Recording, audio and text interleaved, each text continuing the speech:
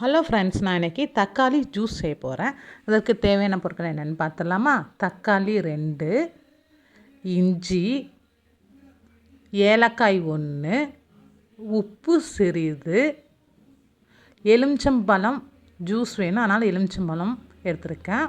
இப்போ தக்காளி, இஞ்சி, ஏலக்காய், உப்பு எல்லாம் ஒரு 200 ml தண்ணி ஊற்றி நல்லா மிக்ஸி ஜாரில் நைஸாக அரைச்சிக்கணும். இப்போ பாருங்கள், நான் நல்லா நைஸாக அரைச்சி கொண்டு வந்துட்டேன்.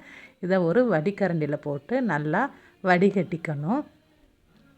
இப்போ பாருங்கள், நல்லா வடிகட்டிட்டேன். அடுத்து எலுமிச்சம்பழம் ஜூஸை போட்டு நல்லா கலந்து விடணும். இப்போ நமக்கு சுவையான தக்காளி ஜூஸ் ரெடி ஆயிடுச்சு. விட்டமின் சி, அயன் இருக்கிறனால டேமேஜ் ஆன ஹேர் கூட சரி செய்ய யூஸ் ஆகுது. Salem cookie time channel like, share, comment and subscribe.